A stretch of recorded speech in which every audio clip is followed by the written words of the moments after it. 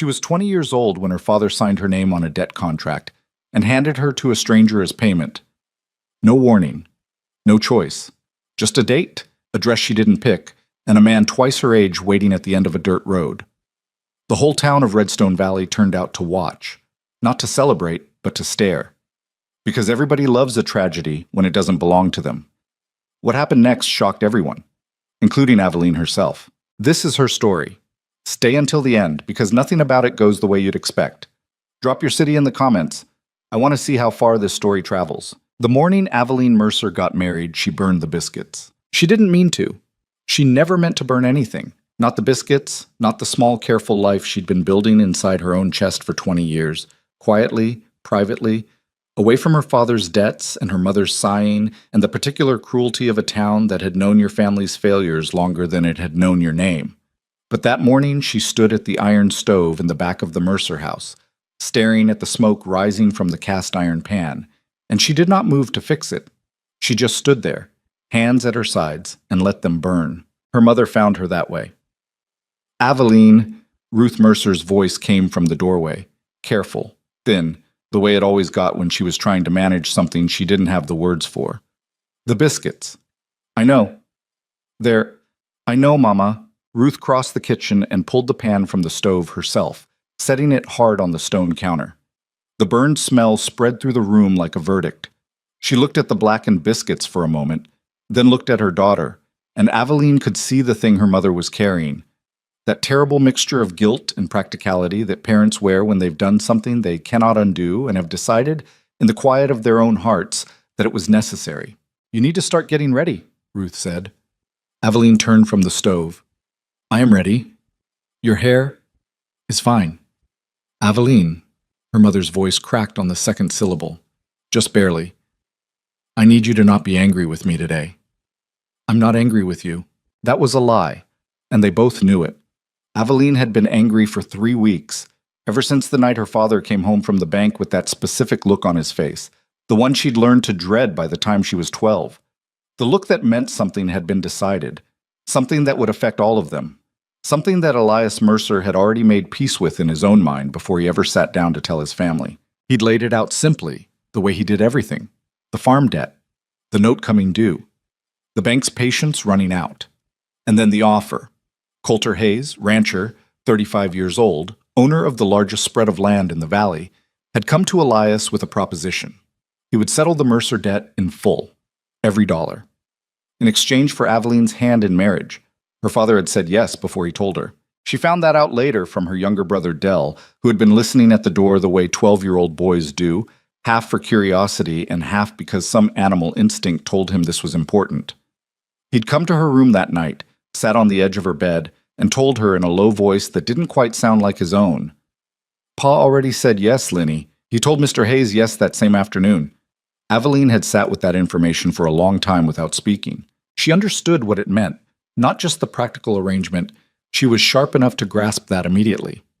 She understood the deeper thing it meant, the thing no one in her family would ever say out loud, that when the moment came, when the choice had to be made between the farm and their daughter's future, her father had not hesitated. He had looked at the scales in his mind and he had made the calculation, and he had signed. She was 20 years old. She had never been to Denver. She had never been kissed by a man she actually wanted to kiss. She had been planning, in the vague, ambitious way of girls who read too much and sleep too little, to find some way out of Redstone Valley. A job in a city, maybe, or a teaching position, something that would let her be her own person in a place where nobody knew her family's name as a synonym for financial embarrassment. All of that was over now. She got dressed on her wedding morning in the small room she'd slept in since she was 6 years old. The dress was borrowed from her mother, altered quickly, badly, by a neighbor woman who'd done her best with limited time and limited fabric. It was pale yellow, not white. Aveline had specifically requested not white. She wasn't sure why, exactly. Something about honesty, maybe. Something about not pretending this was something it wasn't. Her reflection in the small, cloudy mirror above the washstand looked back at her. She was not a vain woman. Her mother had made sure of that, had treated prettiness as a kind of moral failure, but she knew she was not unpleasant to look at. Dark hair, dark eyes, a jaw that her father had always called too stubborn, and her grandmother had called strong. She was slim in the way of women who worked hard and didn't have enough to eat, not in the way of women who were pampered and corseted. She looked at her reflection for a long moment. "You're going to survive this," she told herself. "That's all you have to do. Survive." The wedding took place at the small church on the eastern edge of town, which was the only church in Redstone Valley, and therefore not a choice but a given. Aveline rode into town in the back of the family wagon, with her mother beside her and Dell up front with their father. The morning was cold, early November, the sky the particular flat gray of a valley. Winter settling in. And she kept her hands folded in her lap and watched the familiar buildings of Redstone Valley pass by. The dry goods store, the post office, the saloon that her father was banned from, the feed barn, the hotel where traveling salesmen stayed. She had grown up here. She knew every face, every front porch, every story, and she knew, with a certainty that sat in her stomach like a stone, that every one of those faces would be there this morning. Not out of goodwill, out of appetite. Because a debt marriage in a small frontier town is not a private affair. It is a public performance, a piece of theater that everyone in the audience understands completely, and no one will ever discuss directly. She was right. The churchyard was full. They were standing in clusters. Women in their good coats, men with their hats in their hands, children that shouldn't have been brought but were anyway, because nobody wanted to miss this. When the wagon came down the main road, Aveline felt the shift in the crowd, the subtle collective movement of 200 people turning their attention onto one specific person. She kept her face still. Her mother reached over and pressed her hand once, briefly, and then withdrew. Elias Mercer stopped the wagon and climbed down without a word. He helped Ruth down, and then he held out his hand for Aveline, and she looked at it for a second longer than was comfortable before she took it and stepped down onto the cold dirt. The walk to the church door was perhaps 40 feet. It felt like a mile. She heard their voices. Not loudly, people had enough social grace to keep it to murmurs.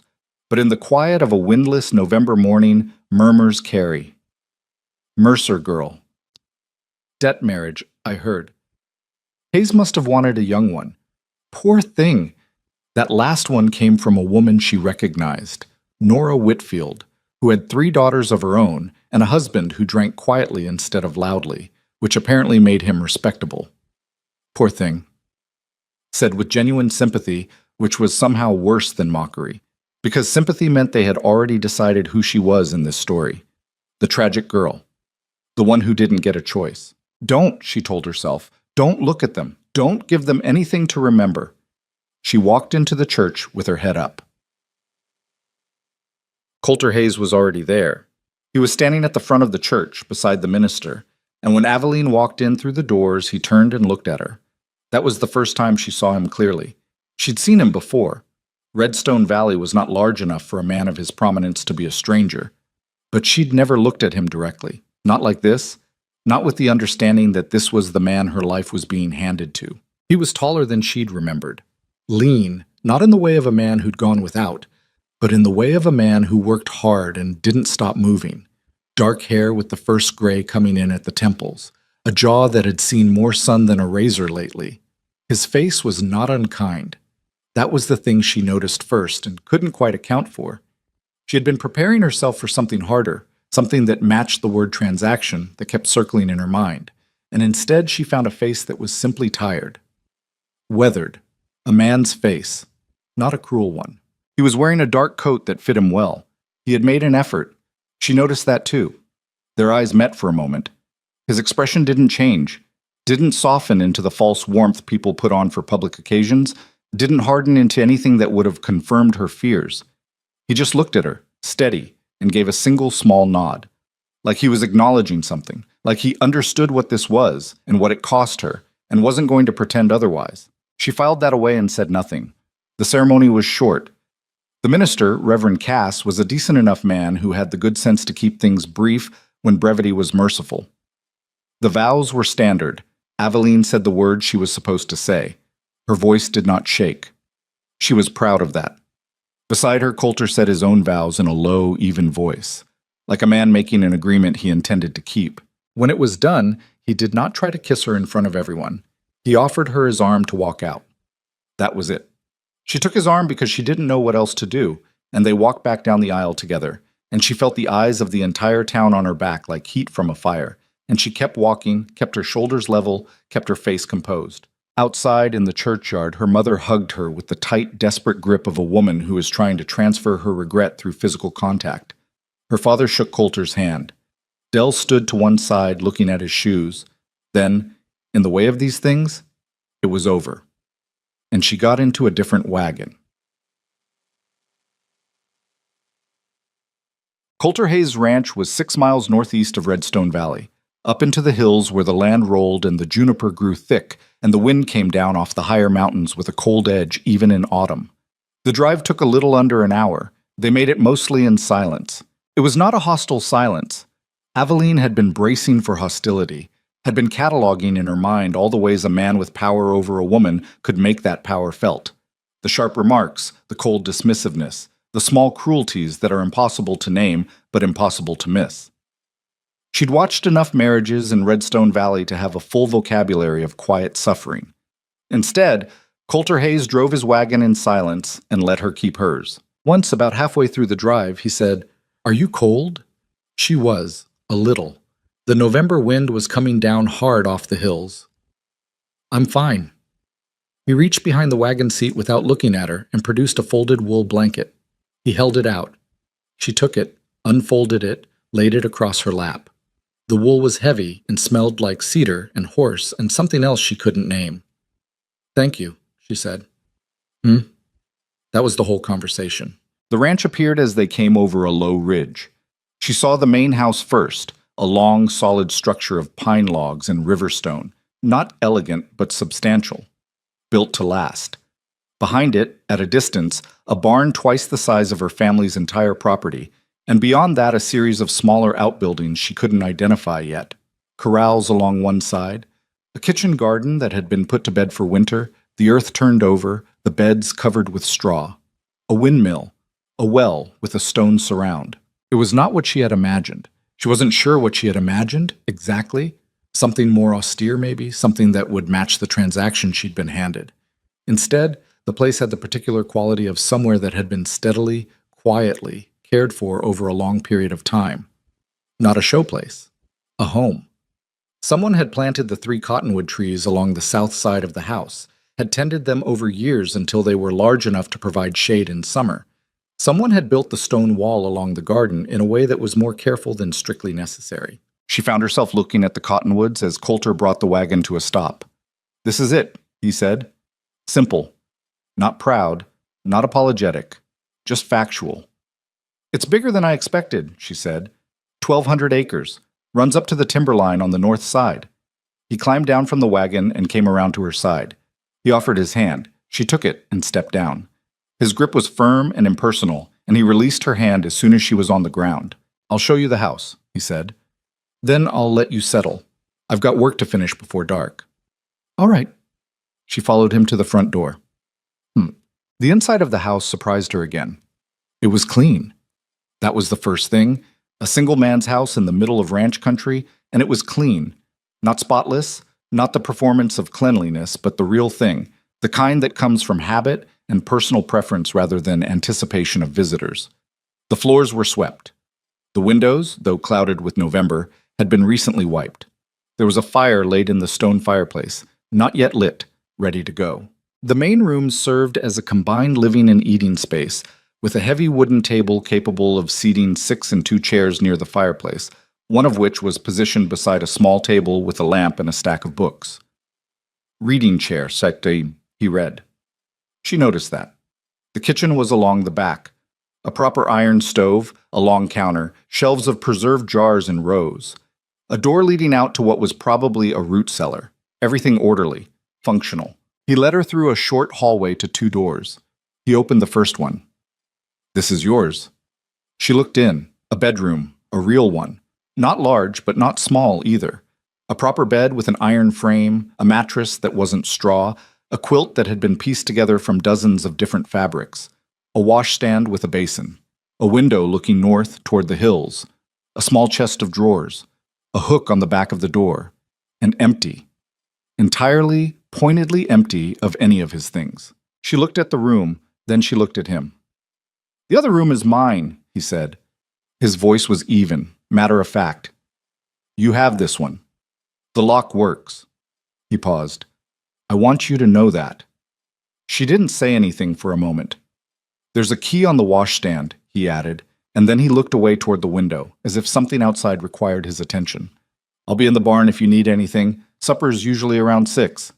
He left. She heard his boots on the floorboards, the front door, the quiet of the house after. She stood in the doorway of the bedroom for a long time, looking at the key on the washstand. It was a small iron key, unremarkable. She walked over and picked it up. It was cold from the room's unheated air, heavy for its size. She turned it over in her palm. She thought about what it meant that a man who had, by any reasonable legal interpretation of frontier marriage, acquired considerable authority over her, had led with this, with a locked door, with a key she could keep. She didn't know what to do with that. She sat on the edge of the bed. The mattress gave under her in a way that her narrow straw mattress back home never had. She sat there in her borrowed yellow dress in the middle of the room that apparently belonged to her now, in a house at the end of a dirt road in the Redstone Hills, and she pressed the iron key against her palm until she could feel the exact shape of it. She did not cry. She was a Mercer, which meant she was accustomed to dealing with circumstances rather than feelings. Feelings were for later. Circumstances were for now. She got up, unpacked the small bag she'd brought, 2 dresses, a nightgown, her mother's old hairbrush, 3 books, and hung her things on the hook. She washed her face in the basin. She changed out of the yellow dress and folded it carefully because it was her mother's. She put on her ordinary dress and her heavy work apron, the one she'd packed because instinct told her that whatever this life was going to be, it was going to require work. Then she went to find the kitchen. Supper was an interesting problem. She had been cooking since she was 8 years old. She was competent, not inspired. She could produce food that was solid and nourishing, if not particularly interesting. But this was a stranger's kitchen, a stranger's stores, a stranger's preferences. She didn't know what he liked or what he had or what his habits were. She opened the pantry and took stock. Flour, cornmeal, salt pork, dried beans, a side of bacon wrapped in cloth, potatoes, onions, dried herbs she couldn't fully identify, a tin of coffee, another of tea, preserves in the cellar she'd need to inventory later. She made beans and salt pork with cornbread. Basic. Filling. The kind of food that makes no claims. He came in at 6 precisely. She heard the creak of the door, the knock of his boots. He took them off in the entryway, which she noted because it was a detail that said something about a person. He came into the kitchen in his socked feet and stopped when he saw the table set and the food out. You didn't have to do that, he said. I know. He sat. She sat. They ate. The fire was going by then. She had lit it when the temperature dropped, and it crackled in the silence between them, which was company of a sort. Halfway through the meal, he said, Beans are good. They're just beans. Good beans, though. She looked at him. He was eating steadily, with the focused appetite of a man who had worked hard all day and needed fuel. He wasn't performing gratitude. He just meant it. Thank you, she said. They finished eating. She cleared the table. He poured himself coffee and stood in the kitchen doorway while she washed the dishes. Not in a supervising way, just present. I get up at 4:30, he said. If you don't want breakfast ready, don't worry about it. I'll be up. You don't have to. I'll be up, she said again, without turning from the wash basin. A pause. All right, he said. Then he went to his chair by the fire, picked up one of his books, and read. She washed the dishes. The first 3 nights, she locked the door. She told herself it was precaution, not distrust. She wasn't sure that was entirely honest, but it was the version of things she could live with. She lay in the big bed in the dark and listened to the sounds of the ranch at night, the wind off the mountains, the horses moving in the barn, the occasional protest of some piece of timber or roof settling under the cold. Sounds she didn't know yet. The auditory geography of a new place takes time to learn. He never tried the door. She had half expected him to. Not because of anything he'd said or done. He had said nothing and done nothing to justify the fear. But because fear is not always rational, and she had been given to understand by the general tenor of her world that men with power over women found ways to use it. She was waiting for the other shoe. It didn't drop. On the 4th night, she left the key on the washstand and didn't lock the door. She wasn't entirely sure what that meant. She lay there for a while trying to analyze it and then decided she was tired of analyzing things and went to sleep. The town didn't leave her alone. She'd known it wouldn't. You don't make yourself into a public story and then slip out of the public's attention just because you've relocated 6 miles up the road. Redstone Valley had its teeth in the Mercer girls' marriage, and it was not going to let go. It came in various forms. The most direct was the supply run. Every 2 weeks, Coulter loaded the wagon and drove into town for what couldn't be produced or preserved at the ranch. Aveline went with him the second time because she needed thread and couldn't communicate exactly what kind without going herself. The dry goods store was owned by Martin Fossey, a round, amiable man who had always been fair in his dealings with the Mercers even when their credit was thin. He greeted her normally, called her Aveline the same way he always had, asked what she needed. That was fine. It was after, outside, while she waited for Coulter to finish at the feed barn. 2 women came out of the millinery next door. She knew them. Agnes Hollis, wife of the most successful cattle broker in the valley, a woman who wore her social position the way other women wore jewelry, visibly and with intention. And beside her, Della Pryor, whose husband owned the hotel, and who had the particular skill of making ordinary conversation sound like an insult. They saw Aveline. They stopped. There was a moment, half a second maybe, in which the situation could have gone politely. Could have been 2 women who had once been neighbors in passing, now briefly crossing paths on the main street of a small town on a cold November morning. Then Agnes Hollis smiled. "Aveline Mercer," she said. "Or I suppose it's Aveline Hayes now, isn't it?" "It is," Aveline said. "Well..." Agnes looked her over with the particular efficiency of a woman who can assess another woman's entire financial and social situation in under 3 seconds through clothing alone. "You're looking settled." "I am."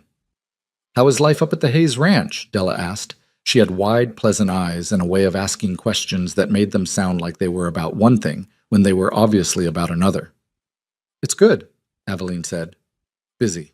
"I imagine it must be a change," Agnes said. "After..." She made a small gesture that somehow managed to encompass the entirety of the Mercer family's financial history. "Well, after everything..." "It's a change," Aveline agreed. She kept her voice flat. "Give them nothing." "Coulter Hayes is..." Agnes paused, as if searching for the right word with exquisite care. "Well, he got what he wanted, didn't he?" It wasn't quite a question. Aveline looked at her. "I'm sorry." "A young wife. Someone to manage the house." Agnes's smile didn't waver. "I suppose it works out well for everyone."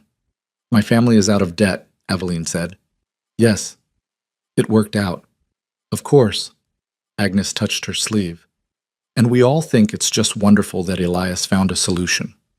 The way she said solution, like Aveline was a problem that had been neatly disposed of. Coulter's wagon came around the corner of the feed barn. "That's my husband," Aveline said. She walked to meet him, and she kept her back straight and her head up and her hands loose at her sides, the way she'd walked down the church aisle, and she did not look back at Agnes Hollis or Della Pryor. She climbed up to the wagon seat before he could come around to help. He looked at her face when he got up on the other side. He looked at it the way he seemed to look at most things, attentively, without rushing to interpretation. Something in her expression must have said enough for today because he turned the wagon toward the road without a word. They were halfway out of town before she said, "Do you know Agnes Hollis?" "Well enough," he said. "She's unpleasant." A long pause. "She's unhappy," he said. Aveline thought about that. "That's not an excuse." "No," he agreed. "It's not." Winter came down into the valley hard and fast, the way it did every year, but somehow always surprised people anyway. The first real snow fell in the second week of November, a good 6 inches overnight, and Aveline woke to it and stood at her bedroom window looking out at the transformed landscape, the white hills, the dark lines of the fence posts, the smoke rising straight up from the barn where Coulter had already been working for 2 hours. She pulled on her heaviest dress, added her mother's old wool shawl on top of it, and went to start the kitchen fire and put the coffee on. He came in at 7, stomping snow off his boots in the entryway, his face red from the cold and his breath coming out in clouds. "Pipe in the south trough froze," he said. "Going to be a long day. Sit down. I'll get your coffee." He sat. She brought the coffee. He wrapped both hands around the mug and looked at her over the rim of it, and she couldn't read his expression exactly, but there was something in it that wasn't impatience or criticism, more like assessment, the look of someone revising an estimate they'd made earlier. "You're up early," he said. "I'm always up early." "You don't have to be." "I know." She sat down across from him with her own mug. "What do you need done today?" He looked at her. "I can work," she said. "I'm not decorative." Something shifted in his expression, a very small shift, but she was beginning to learn the range of Coulter Hayes's face, which was not large but was not dishonest. "I know you're not decorative," he said. "I never thought you were." "Then tell me what needs doing." He was quiet for a moment, turning his mug in his hands. Then he said, "I need someone to keep the fire going in the barn and break the ice on the water troughs every 2 hours. It's not complicated, just cold." "I can do that." "I'll give you the heavy mallet. The ice is—" "I know how ice works," she said. "I grew up here." He almost smiled. She wasn't entirely sure. It was a subtle change around the corners of his mouth, gone quickly. But she thought he almost smiled. "All right," he said. "Finish your coffee first." She broke ice for 6 hours that day. The work was not pleasant. The temperature dropped through the morning, and by midday it was cold enough that her breath frosted her scarf, and the mallet handle was painful to grip without her heaviest gloves. The horse barn was warmer than outside, but still cold enough to ache in, and the cattle barn was worse, larger, less insulated, the animals themselves providing some warmth but not enough. But she did it. Every 2 hours, the troughs, the mallet, the cracking and scooping of ice. In between, she kept the barn fire fed, learned the names of the horses because she asked and Coulter told her. The big gray was General, the black was 3, the roan mare was Tuesday for a reason he didn't explain, and watched how a man managed a ranch in a crisis with no extra hands and a freeze coming down off the mountains. He didn't waste motion. That was what she noticed. He moved from one problem to the next with a kind of methodical economy that had nothing to do with hurry and everything to do with knowing what had to happen and in what order. There was something almost restful about it, watching someone be competent. At one point in the afternoon, fixing a section of fence where the snow weight had brought a post down, he handed her an end of wire to hold taut while he wrapped it, and she held it, and they worked the repair together without discussion, and when it was done he tested the tension with one thumb and nodded. "Good," he said. 2 letters, but she filed them away the same way she'd filed away the key on the washstand. Washette. The evenings became their own kind of pattern. Supper, the table, the fire, his book, her mending or her own book, the horses settling in the barn, the wind outside and the warmth inside. It was not comfortable exactly. There was still the background tension of strangeness, of 2 people who had not chosen each other learning the geometry of shared space, but it was not hostile. He did not speak much. She had always found silence more honest than noise, so she did not require him to fill it. Sometimes he would say something unexpected. One night, midway through December, she'd been reading a novel, one she'd had for 2 years, borrowed from the lending shelf at the post office, and never quite gotten around to returning. And she'd laughed at something in it, a short, involuntary sound she immediately self-censored. She looked up to find him watching her from across the fire. "What is it?" he asked. "Nothing, just—" She turned the book so he could see the cover. "Have you read this?" He looked at it. "No? It's—" The author is very funny in a way that's also completely devastating. It's hard to explain. "What happens?" She looked at him, surprised by the question. He was watching her with that quiet attentiveness, the same kind he gave to a piece of fence or a horse with a problem foot. She told him. Not the plot exactly, but the part she'd just read, the scene that had made her laugh, explaining the character and the situation and why it landed the way it did. He listened without interrupting. When she finished, he was quiet for a moment. "Sounds like a person I knew," he said. "Which part?" "The part where he can't tell his own pride from his principles." She looked at him. That was more personal than anything he'd said to her in 7 weeks. It arrived in the room and hung there for a moment. "Can most people tell the difference?" she asked. "I think most people choose not to look hard enough to find out." She thought about that for a long time after she went to bed. She visited her family twice before Christmas. Both times Coulter drove her in and waited at the feed barn while she spent an hour with her mother and Dell, and once, briefly, her father. Elias Mercer had aged in those weeks, or she was looking at him differently, which amounted to the same thing. He sat in his chair by the family fire and asked her careful questions. Are you well? Are you getting enough to eat? Is Hayes decent to you? And she answered carefully, because the honest answer was something she didn't have language for yet. He gave me a locked door and a key. He lets me work. He told me something true about himself without meaning to. None of that translated into something her father could receive without discomfort. He treats you well? Elias asked. Direct this time. He does, she said. Also direct. Her father looked at his hands. Then he looked at her.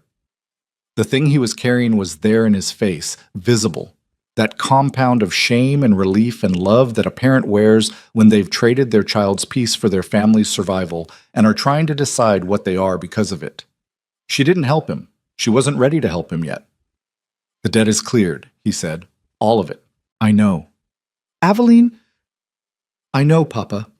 She stood up. I need to get back. Coulter will be waiting. She hugged her mother and Dell and left. On the drive back up the hill, the valley spread out below them in the late afternoon winter light. The town, the fields, the dark line of the river, the hills going blue in the distance. She looked at it and tried to locate the feeling that should be there, the grief of the life she didn't get, the mourning for the exit she'd planned. It was there. She wasn't going to pretend it wasn't, but it was quieter than she'd expected. She wasn't sure what to do with that either. On Christmas Eve, she found a package on the kitchen table. She'd come in from feeding the chickens. She'd taken over the chickens in the second week because they needed someone in the morning, and Coulter was always already deep in the barn work by the time they needed feeding. And it was sitting there wrapped in brown paper with her name written on it in handwriting that was careful and slightly cramped, the handwriting of someone who didn't write often but was trying. She stood there for a moment. Then she unwrapped it. It was a pair of work gloves. The heavy, supple leather kind, not the rough, cheap ones, the kind that took a real hide and real craftsmanship to make properly. They were the right size, exactly the right size. She thought about when he could have measured her hands and decided it must have been observation alone, and that he had been paying enough attention to know. Inside the left glove, there was a small piece of paper for the ice work. CH.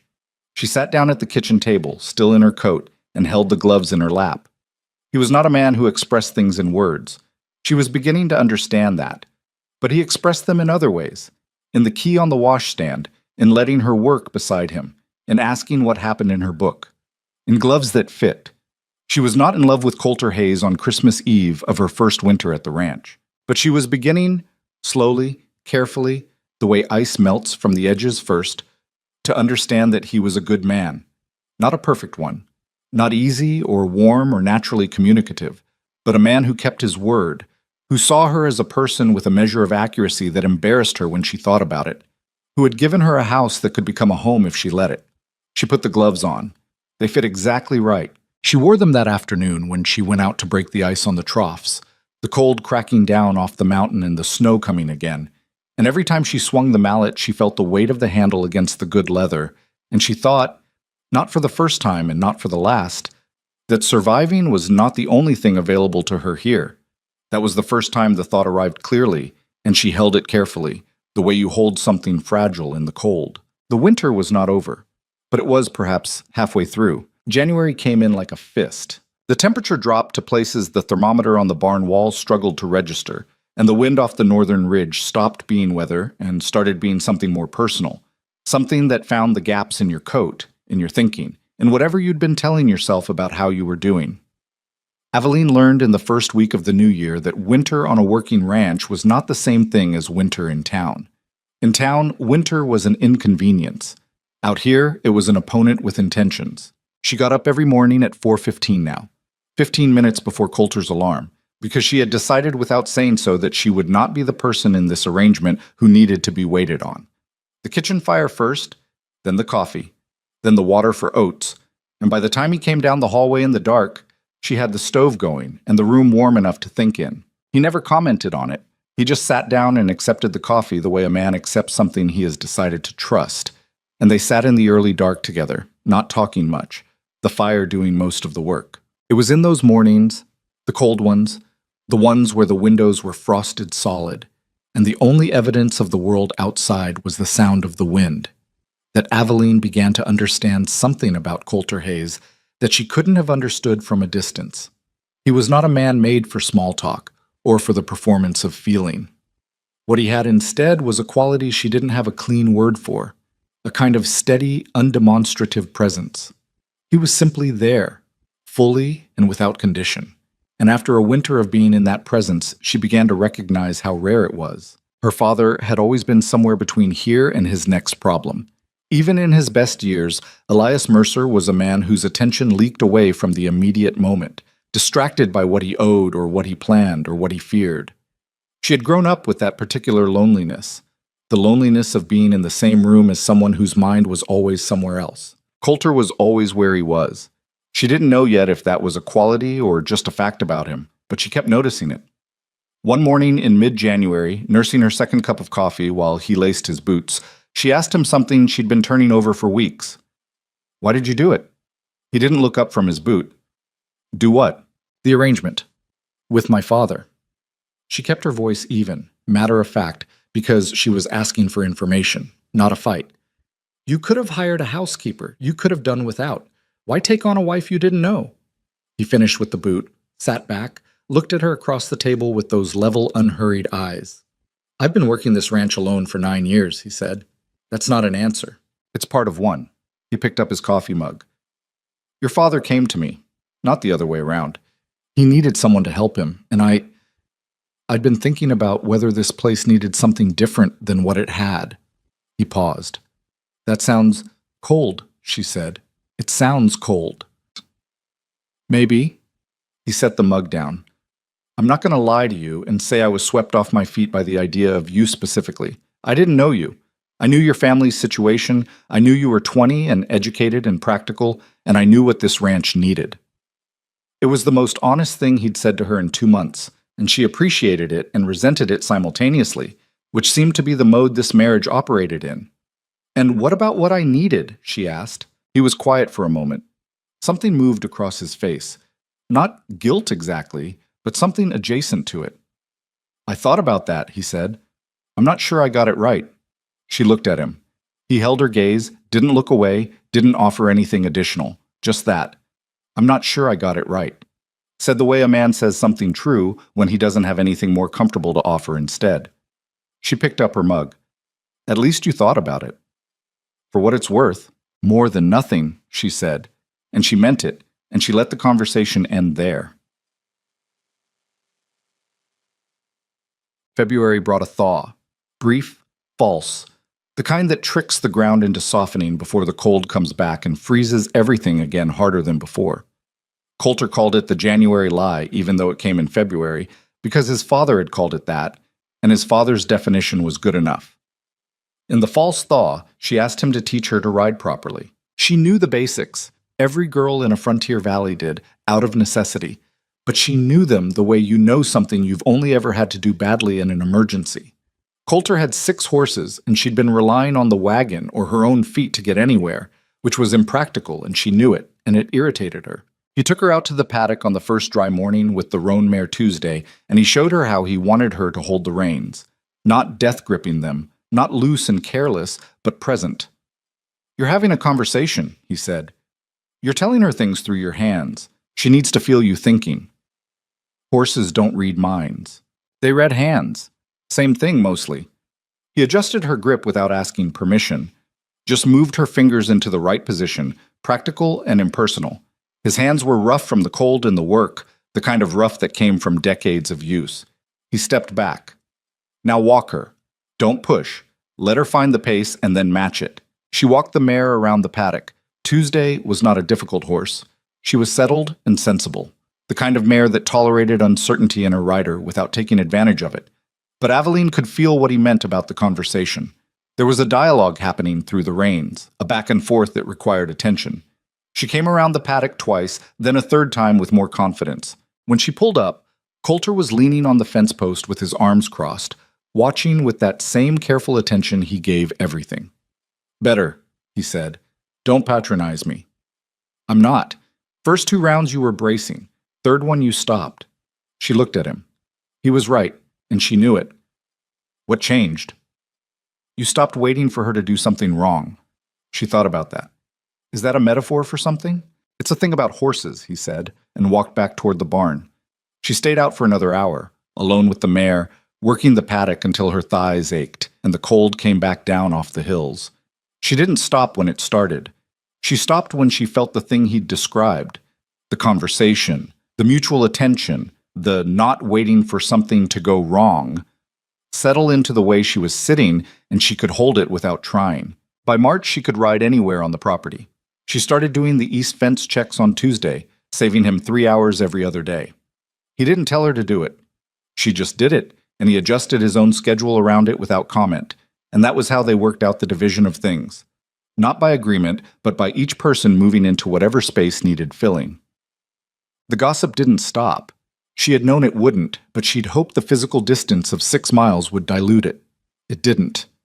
Redstone Valley was small enough that distance only meant the gossip arrived slightly delayed and slightly exaggerated.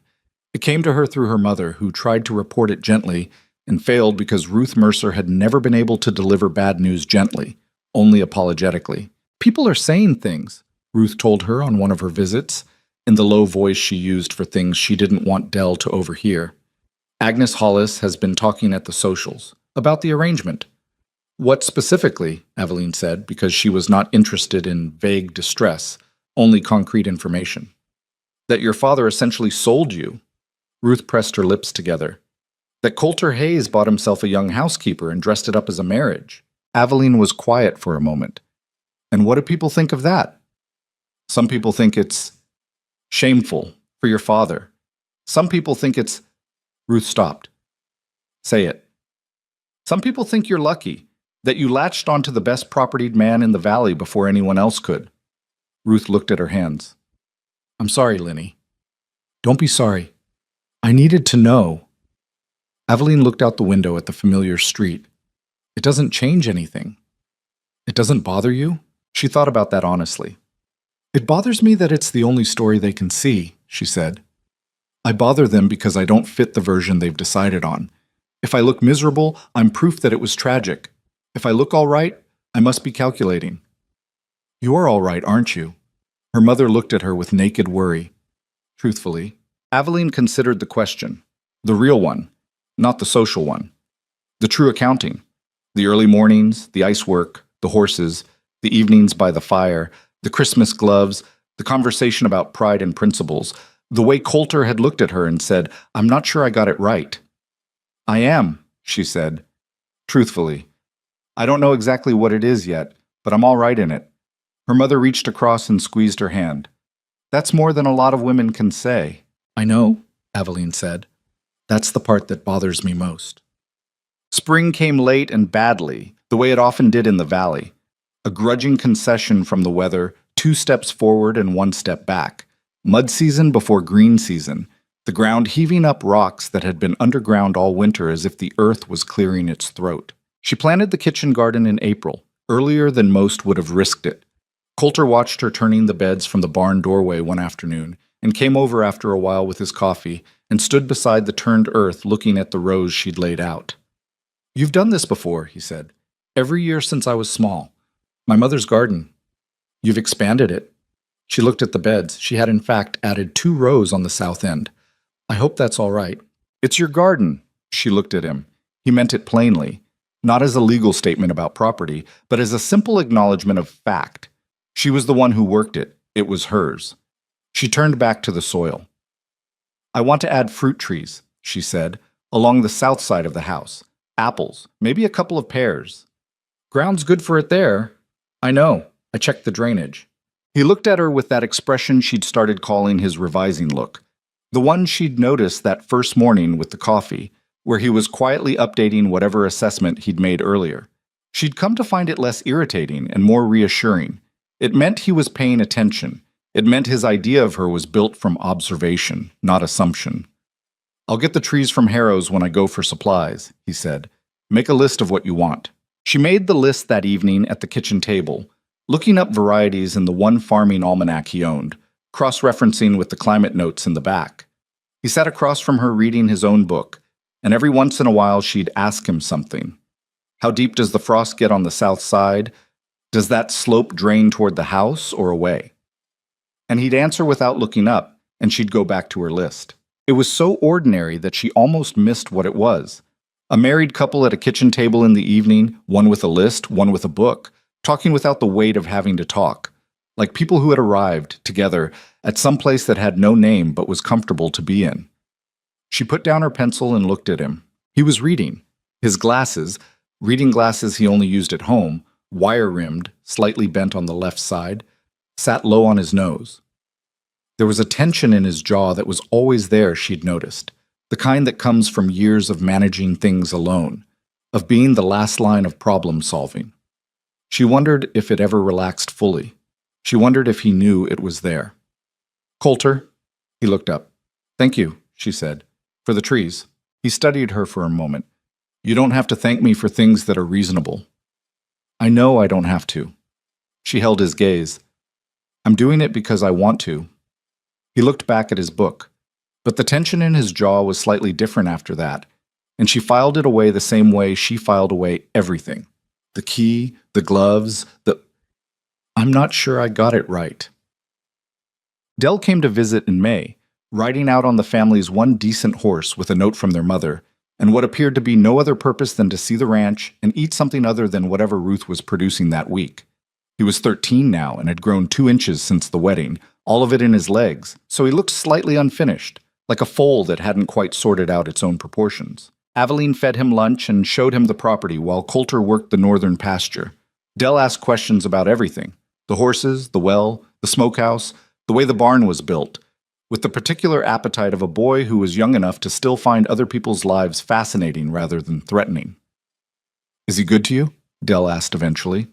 They were at the paddock fence watching Tuesday move in the field. "Who, Coulter?" "Yeah." She leaned on the fence. "He is." Dell digested that. "People in town say—" "I know what people in town say. I'm not asking what they say, I'm asking you." She looked at her brother. He was watching her with those dark eyes that were her father's eyes, but hadn't yet acquired her father's particular brand of evasion.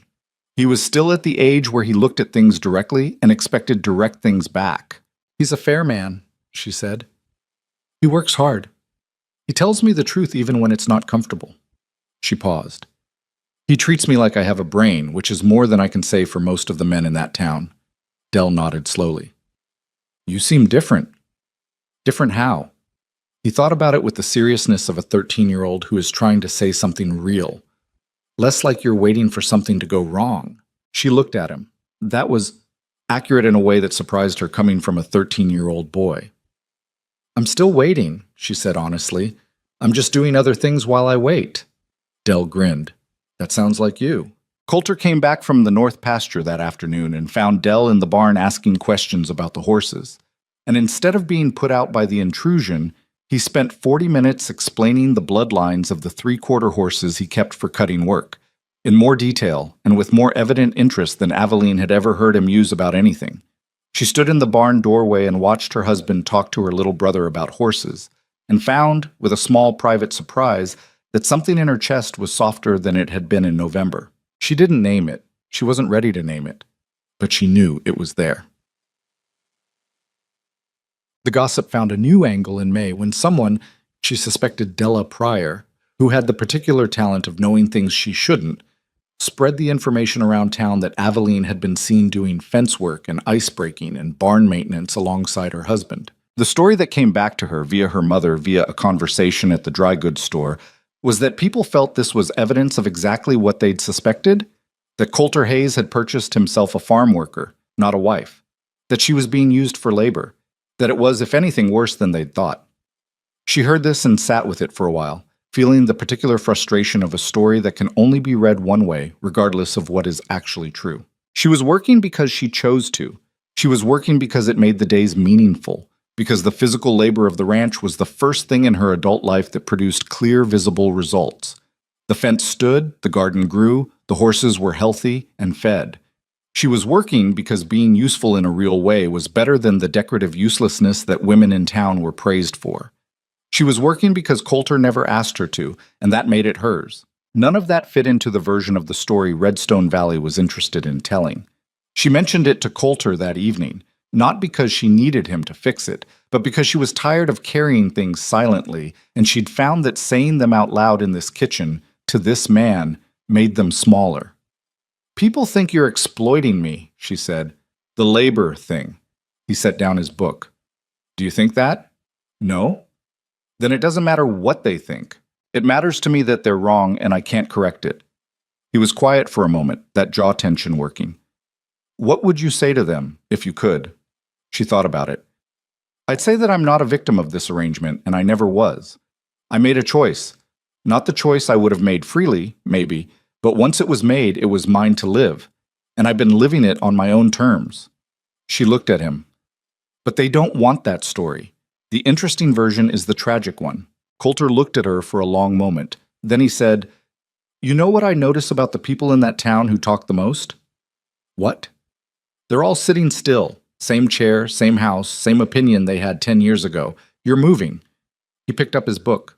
"Let them talk. People who aren't moving always watch people who are." It was, she thought, one of the most useful things he'd ever said. She went back to her mending with a slightly lighter feeling, and the fire crackled between them, and outside the May wind came down off the hills smelling faintly of the snowmelt in the new grass, and the ranch held its quiet breath around them both. She did not think of it as happiness. Not yet. She was too careful for that, too accustomed to things having conditions. But she sat in that kitchen with the man she hadn't chosen, and the fire he'd laid, and the coffee that was always right, and the garden that was hers. And she allowed herself, carefully, provisionally, the way you test ice before putting your full weight on it, to consider that she had been wrong about what this life could be. She had walked into this house certain she was entering another kind of prison. What she had found instead was harder to name, but real. A space that was hers. A man who kept his word. A life that was demanding and cold and imperfect and, in the particular way of things that ask everything of you, more fully hers than anything in the easier life she'd planned. The apple trees went in along the south side of the house in the second week of May, 4 of them, in holes she and Coulter dug together one long Saturday morning, while the dogs ran the fence line and Tuesday watched from the paddock with her usual mild interest. The dirt was cold still, deeper down. Winter hadn't entirely let go its grip. And by the end of the morning, her back ached and her hands were dirty to the wrists, and she was sweating in the spring sun despite the chill. Coulter tamped the last tree in, tested it for stability, and stood back. "They'll take a few years," he said. "I know. By the time they fruit, we'll have been here a while." It was a simple statement, logistical, about trees and time. She looked at him anyway. He was looking at the trees, not her. His profile against the spring sky. The angles of his face, the gray coming in more at the temples now, the squint he had from years of looking at distance. "We'll have been here a while." "Yes," she said. "We will." He picked up the shovel and walked back to the barn, and she looked at the 4 small trees in their new earth, and she pressed one hand briefly against the cold dirt around the nearest one. The way you press your hand to something you want to remember. The season was turning. The ice was gone. The valley was green again. She went inside to start supper. The social was Agnes Hollis's idea, as most things in Redstone Valley were when they required an audience. It was held on the second Saturday of June, in the yard behind the town hall, tables set out with checkered cloth, pies and preserves on display, the children running the perimeter while their mothers arranged themselves into the specific social formations that small towns require. It had happened every summer for as long as anyone could remember. One of those community rituals that persisted not because people loved it, but because skipping it meant something, and nobody wanted what skipping it meant. Aveline had not attended the previous year's social. She had been 3 weeks into the marriage then, still finding her footing in the ranch house, still waking in the night to sounds she hadn't learned yet. She told herself it was practical. Too much to do. Too far to drive. Too early to face the collective gaze of the town. But the honest accounting was simpler. She hadn't been ready. She'd needed time to become something other than the girl who'd been handed over at the church door, before she stood again in front of the people who'd watched it happen. 7 months had passed since then. The apple trees were in the ground. She could ride Tuesday across 1,200 acres without thinking about it. She knew the ranch's sounds in her sleep, knew the difference between a horse moving in discomfort and one moving in boredom, knew which board on the back porch creaked and which floorboard in the hallway spoke and which window stuck on damp mornings. She had made herself at home in a place she hadn't chosen, and that had taken something from her and given her something back in return that she was still in the process of identifying. She decided she was ready. She told Coulter at breakfast on the Friday before, "I'm going to the summer social tomorrow." He looked up from his eggs. "All right. I'd like to take the wagon myself. You don't have to come." A pause. Something moved across his face, not objection, but consideration. "I've got the north fence to finish," he said. "I can come after, if you... I'll be fine on my own." He looked at her the way he did when he was deciding whether to push something. "Aveline." "I need to go as myself," she said. "Not as your wife who you accompanied into town, just as a person who lives 6 miles up the road and came to the social." He set down his fork. "Those aren't mutually exclusive things." "I know, but they'll treat them like they are." She held his gaze. "If you're beside me, everything I say or do reflects on you and them deciding whether to accept you standing by me. I need them to deal with me directly." He was quiet for a long moment. She could see him working through it, the protectiveness that she'd observed in him, the practical understanding that she was right, the tension between those two things. He was not a man who made easy peace with leaving problems alone. The ranch had taught him otherwise. You see a problem, you fix the problem. She was not a problem he could fix by standing next to her. "I'll have the wagon ready by 9, he said finally. "Take the gray. He's steadier on the main road." "Thank you." He picked up his fork. "If it goes badly, then I'll come home and we'll have supper and I'll deal with it the same way I deal with everything else." She looked at him steadily. "I'm not made of paper, Coulter." He met her eyes. "I know exactly what you're made of," he said, quietly enough that it didn't sound like a compliment or a criticism, just a plain true thing, and went back to his breakfast. She arrived at the social at 9:30, tied the gray to the hitching post along the south side of the town hall, and smoothed her dress. The good one, the dark blue wool she'd bought with her own money from 3 weeks of selling eggs in town, altered to fit properly by her own hand this time. Not a neighbor's rushed approximation. She had done her hair carefully that morning, the way her mother's mother had taught her, pinned back but not severe. She looked like a woman who had made an effort without begging for approval, which was exactly what she intended. The yard was already full when she came around the corner of the building. She felt the shift in the social atmosphere before she saw the faces. That particular change in the air of a gathering when a specific person arrives and people recalibrate. It was subtle, the way these things always were in public, but she had grown up in this town, and she could read its frequencies. Heads turned. Small conversations paused and restarted with a different direction. She was registered, categorized, discussed in the span of 4 seconds without a single word being said to her directly. She kept walking toward the tables. Her mother found her within a minute, coming across the yard with the determined walk of a woman intercepting something. Ruth Mercer looked well, better than she had in November, the debt weight off her face, the particular tired fear that Aveline had watched calcify in her mother over years visibly reduced. It was the thing she held on to when the arrangement felt most like a wound. Her mother looked like she could breathe again. "You came," Ruth said, pulling her into a brief, tight hug. "I told you I would." "I know, but..." She lowered her voice. "Agnes is here. She's been..." She stopped. "Just be careful. I'll be fine." "Linny." "Mama." Aveline squeezed her hand. "I'm fine. Where's Dell?" Dell was, predictably, with the other boys near the horse corral, engaged in whatever competitive pointlessness 13-year-old boys occupied themselves with at public events. Aveline found him, exchanged a look that communicated several things without words, and moved on into the social with a purpose she kept internal and a posture she kept open. The first hour was manageable. She spoke to Martin Fosse's wife Clara, who had always been decent to her, and was decent now, asking about the ranch with genuine curiosity rather than social excavation. She spoke to old Hector Mills, who ran the smithy, and had shod Coulter's horses for 20 years, and greeted her with a warmth that was clearly an extension of his regard for Coulter, but was offered freely anyway. She tried a piece of Vera Lawton's apple cake, and told Vera honestly that it was the best cake she'd had in months, which was true, and Vera turned pink with pleasure, and that exchange alone made the drive worth something. She was at the preserves table, examining a jar of something dark and unidentified, when Agnes Hollis arrived. She didn't arrive alone. Della Pryor was with her, and a third woman Aveline didn't know well. Marian Cass, the minister's wife, who had the faintly pained expression of a woman who was always slightly aware that whatever was about to happen was going to be uncomfortable and had decided long ago to attend anyway. Aveline Hayes. Agnes's voice carried the precise amount of social warmth required to be technically civil. I wasn't sure we'd see you. I said I'd come. Aveline set down the jar and turned. You look well, Agnes. Thank you. Agnes let her gaze travel briefly, clinically, over Aveline's dress, her hair, her face. It was a complete assessment delivered in under 2 seconds with the precision of a woman who had spent decades calibrating other women. Ranch life seems to agree with you. You've gone quite brown. Sun will do that.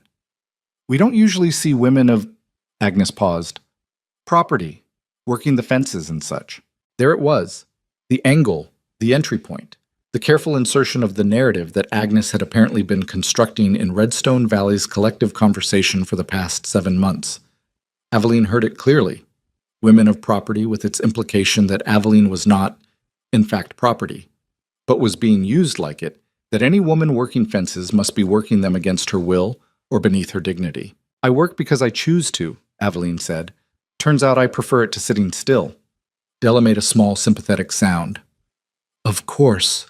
Though I do hope, well, Coulter Hayes is a capable man. He shouldn't need his wife to... He doesn't need me to, Aveline said. I do it because it's my land and I care how it runs. Agnes smiled. That particular smile, thin, precise, with something behind it that was not amusement but was dressed as amusement. Your land. That's one way to think of it. Aveline looked at her. What's another way? Well, Agnes folded her hands in front of her, a gesture of exquisite patience. We all understand the arrangement. Elias needed relief from his debts, and Coulter needed... She tilted her head. Help around the property. Everyone got what they needed. There's no shame in it, really. These things happen. The yard was not silent. There were 30 other conversations happening around them. But this particular circle had acquired the quality of density that a gathering gets when something real is being said. Marion Cass was looking at the tablecloth. Della was watching Aveline with those wide, pleasant eyes, waiting. Aveline breathed in through her nose. She felt the heat rise in her chest. Not panic, not humiliation, something harder than that. Something that had been building since November, since Solutions and Poor Thing and got what he wanted, since every version of the story that made her either a tragedy or a transaction and left no room for the person who had actually been living it. She looked at Agnes Hollis, at the careful hair, the good coat, the folded hands, the smile that had probably been sharpened over years into exactly this instrument, and she said, clearly and without raising her voice, I think you've spent more time thinking about my marriage than I have. Agnes blinked, just slightly. What Coulter and I are to each other isn't something you've witnessed, Aveline continued, so I'm not sure where you got your information, but I'd be curious to know, since you seem very confident in your understanding of our arrangement, as you call it, what exactly you think you know. She paused. Specifically, the silence in the circle pulled tighter. I only meant, Agnes started. I know what you meant. Aveline kept her voice even, conversational, as if they were discussing the price of flour. You've been telling people my husband bought me, and that I'm essentially hired help with a ring on my finger. I've heard it 3 or 4 times in 7 months, from different mouths, which means it came from one source. She looked at Agnes without blinking. You should know that the story you're telling reflects less on me than you think. Della had taken a small step backward. Marion Cass had found something very interesting to look at in the middle distance. Agnes held her ground. She had the social armor of a woman who had never in her life been directly confronted with her own behavior in public, and it was thick. But something in her expression had shifted, a slight recalculation happening behind the careful face. I meant no offense, Agnes said. The voice was cooler now. The smile was gone. I know, Aveline said. That's the worst part about it. She picked up the jar of preserves she'd set down earlier, looked at it, set it back. Enjoy the social, Agnes. She turned and walked away. Her legs were steady. She was grateful for that. Her heart was moving fast in her chest. She was not, as she had told Coulter, made of paper, but she was made of something with a pulse, and the pulse was going. But her walk was even and unhurried, and she went back to Clara Foss in the conversation about winter planting, and she stayed in it with her whole attention until the heat in her chest subsided to something manageable. Clara Foss, she noticed, had been watching from across the table. When Aveline rejoined her, Clara reached over and briefly pressed her arm once, without saying anything about why. Aveline nodded and accepted it and kept talking about turnips. She left the social at 2 o'clock, which was earlier than she might have otherwise, but she had done what she came to do, and she was carrying something heavy now, and she wanted to carry it somewhere private. The drive back up to the ranch was 6 miles, and she made it in the particular kind of silence that follows something that cost you energy you didn't know you were going to spend. The gray moved steadily on the familiar road. The valley spread out on either side. Summer full now, the grass is tall, the hills green to the tree line, the sky that deep blue that only existed in the mountains at altitude. She ran through the conversation in her mind, not with regret. She didn't regret it. It needed to be said. She had said it the way it needed to be said. But with the reflexive analysis she brought to everything, checking the angles, seeing where she'd been right, where she'd been sharper than necessary, where she hadn't been sharp enough. The thing she hadn't anticipated was how much it would hurt. Not the confrontation itself. She had prepared for that, had known some version of it was coming, but the part underneath it, the part Agnes Hollis had pressed on without meaning to, the question of what it actually was, what she and Coulter actually were to each other. Because Agnes had been wrong in all the ways that were visible, but she'd been close to something true in one invisible way, that Aveline herself was still not sure what she'd call it. She pulled the wagon into the ranch yard and unhitched the gray, and she was leading him to the paddock when Coulter came out of the barn. He took in her face. He was good at reading her face now, better than she'd expected him to become, better than most people in her life had been. He read it in about 2 seconds. "How bad?" he said. "Agnes Hollis?" He was quiet. He took the gray's lead from her hand without asking and led the horse through the paddock gate. She leaned on the fence and watched him check the horse over, giving him water, checking the feet out of habit.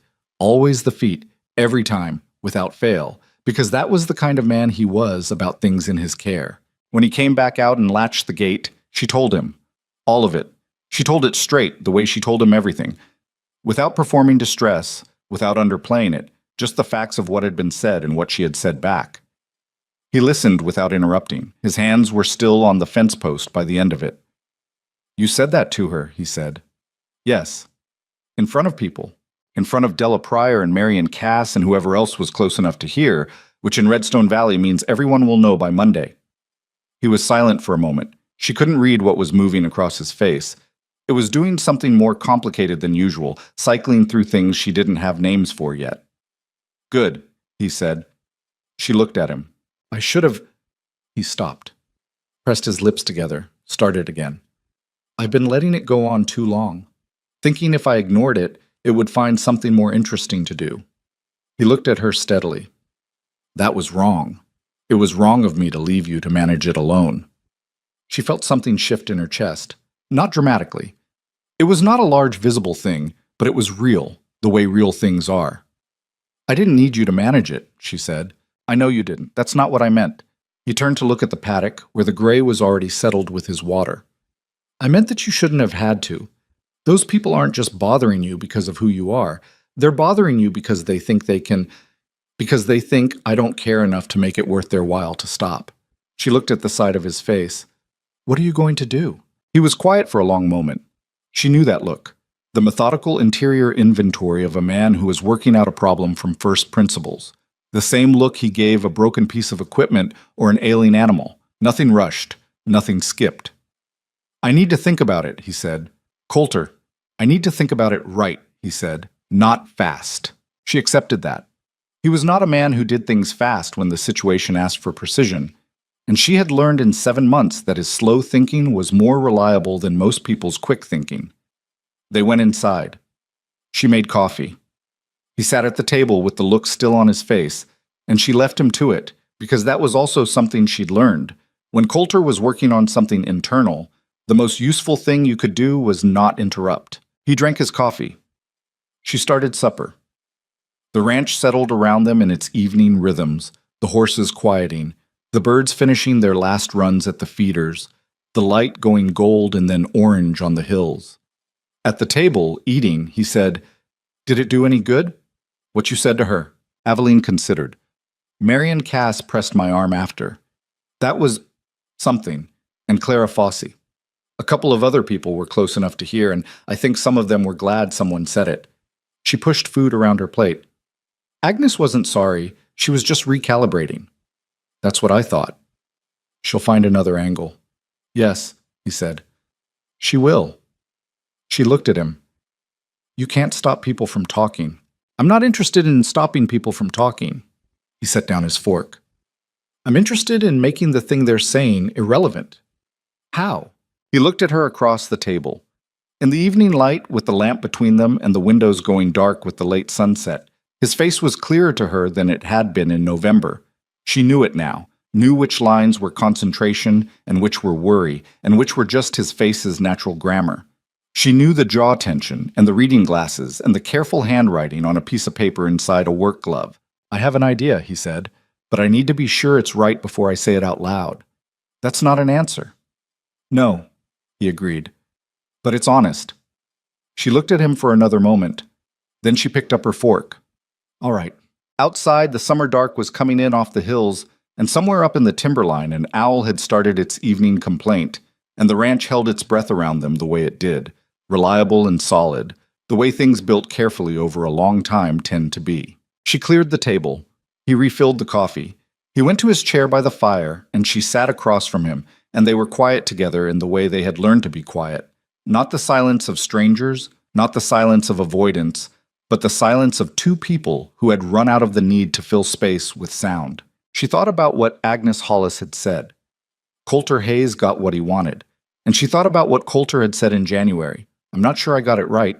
And the distance between those two versions of the same man, and what it meant that one of them was true, and one of them was a story built by someone with too much time and not enough honesty. She thought about the apple trees along the south wall, 4 feet tall now, just beginning to show the attitude of trees that intended to stay. She thought about what it would mean to be irrelevant to have the gossip find nothing to stick to because the truth of the thing was already visible and solid and not interested in the story's opinion.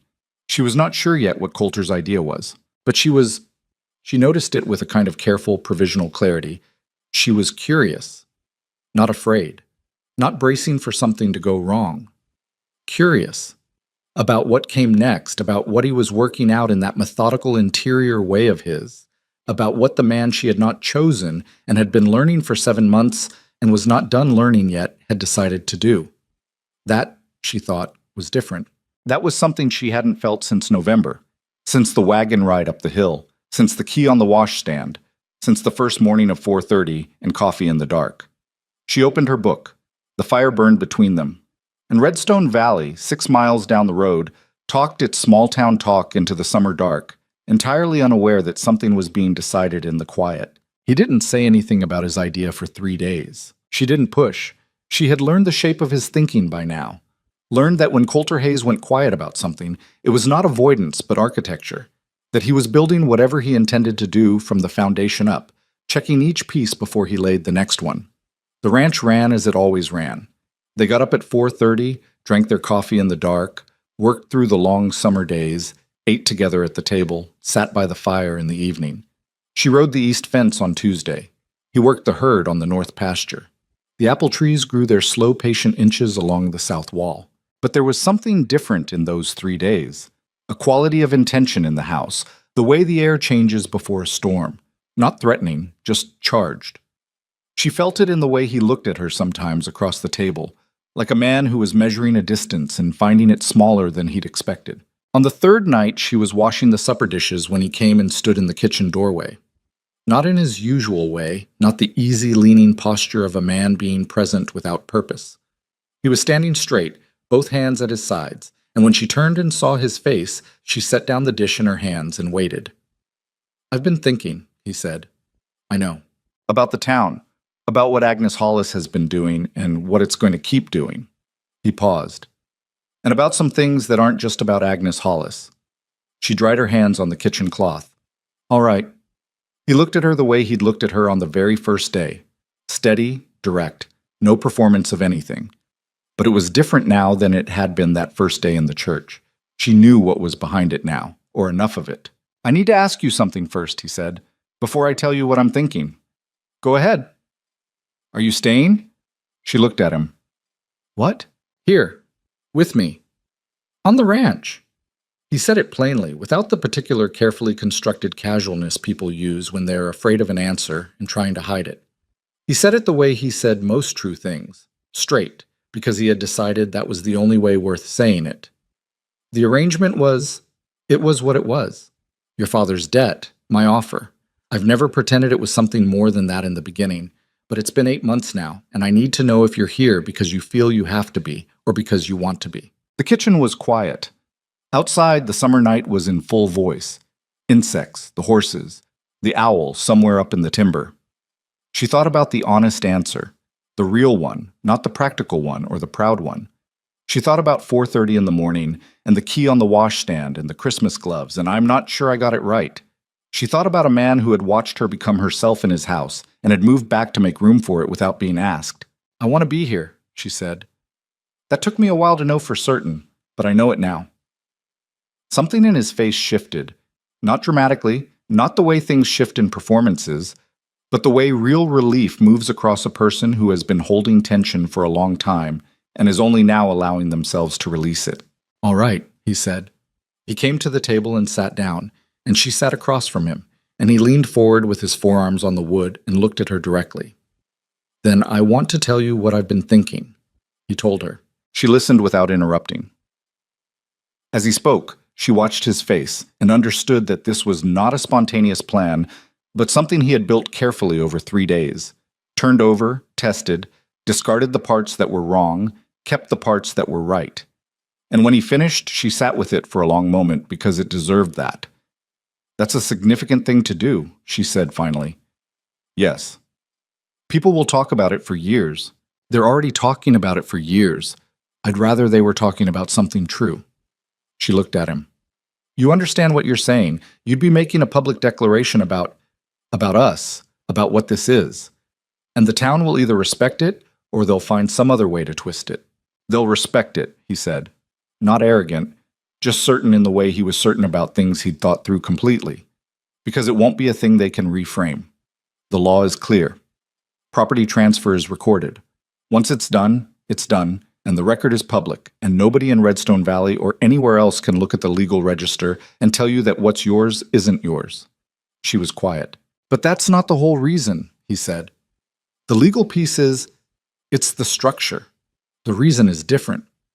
He looked down at the table for a moment, the jaw tension working. I told you in January that I thought about what you needed and I wasn't sure I got it right. I've been thinking about that since. He looked back up. I don't want you to be here because you're obligated. I don't want you working this land because you have nowhere else to go. If you stay, I want you to stay because you have something that's yours and you're choosing it. She held that carefully. That's a very different thing from what most men think about, she said. Maybe. He spread his hands on the table. I'm not most men. No, she said. You're not, Bob. She couldn't sleep that night. She lay in the bedroom, her bedroom, the one she'd had since the first day, the one with the key she'd stopped using months ago, and looked at the ceiling and turned it over. Not with doubt, not with the old fear that had kept her up in the early nights listening for the other shoe. With something more complicated than that. Something that had her heart doing an unsteady thing in her chest and her mind moving fast around the edges of a feeling she'd been circling for weeks without letting herself land on it. She had told him she wanted to be here.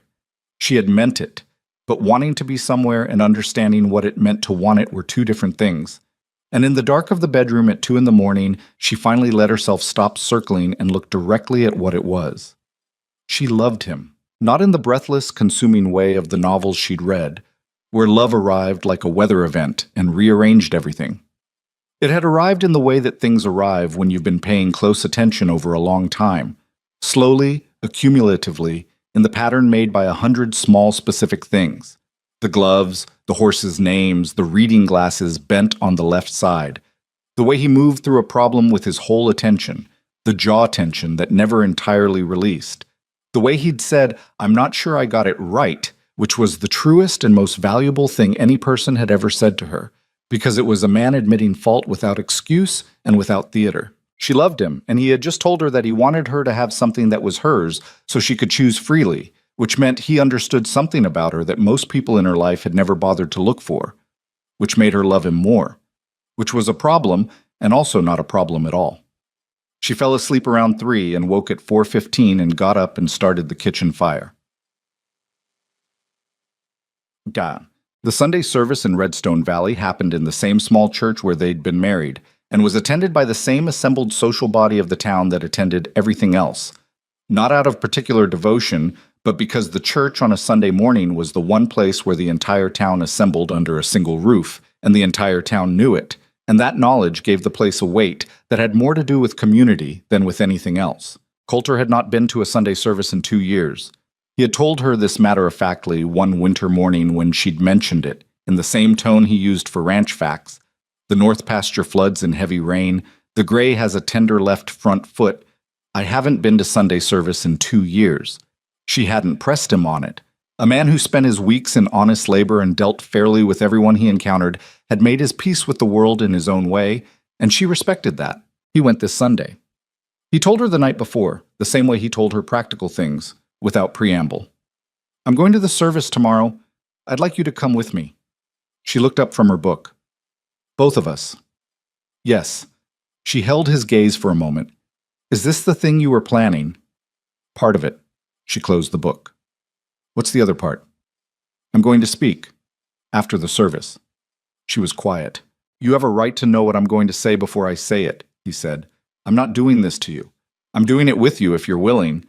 She thought about that distinction. It was not a small one. Tell me, she said. He did. And this time, when he laid it out, she understood the full shape of it. Not just the legal piece, the property transfer, but what he intended to say in front of the assembled town of Redstone Valley, in the church where they'd been married, in the presence of every person who had spent 8 months discussing them. When he finished, she was quiet for a long moment. You know they might not take it well, she said. Some of them won't. Agnes Hollis is going to be furious. Agnes Hollis is going to have to find something else to talk about. She looked at him. Something in her chest was doing the unsteady thing again. Why now? Because you went to that social alone and you handled it with more grace than it deserved, and you came home and told me about it without falling apart and without asking me to fix it, and I've been watching you do that for 8 months.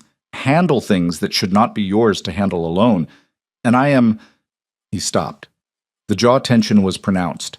He was not a man for whom emotional articulation came easily, and she could see the effort it cost him, the particular struggle of a person reaching for language in territory they didn't usually inhabit. I am tired, he said, of watching you carry things alone that I should be standing beside you for. The kitchen was very still. That's a good reason, she said. I think so. She picked up her book, set it down again. I'll come with you. Well, the church was full. It was always full on summer Sundays, but there was an additional quality to the fullness this particular morning, a density of attention that Aveline recognized from her own wedding day, that same collective awareness of something significant happening that a small town developed with the sensitivity of a body that shared one nervous system. She didn't know if word had gotten out that Coulter Hayes was going to speak. She suspected it had. Redstone Valley ran on information the way a mill ran on water, and Coulter had almost certainly spoken to Reverend Cass beforehand, and Reverend Cass had a wife. They came in together, she and Coulter, and she felt the room register them the way it always did, but differently than the wedding, differently than every other time she'd been visible to this town's collective gaze. She was not the Mercer girl being handed over. She was not the tragic young wife at the rancher's side. She was a woman who had worked 1,200 acres through a hard winter, who had planted trees that would outlast the current opinion of everyone in this room, who had told Agnes Hollis the truth in front of witnesses and walked away with her dignity intact. She sat straight.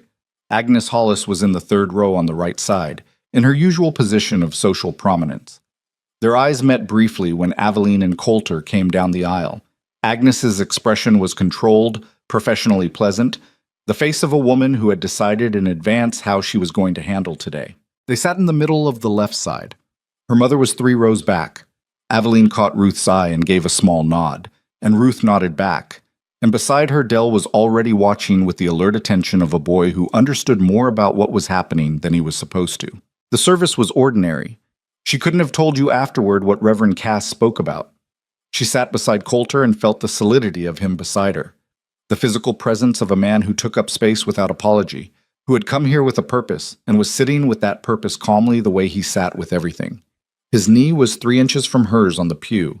She was aware of it. When the service concluded and the room began the shuffling transition toward the doors, Reverend Cass said, in his carrying voice, "Before we go, Coulter Hayes has asked to say something to the congregation. Coulter." The room stilled.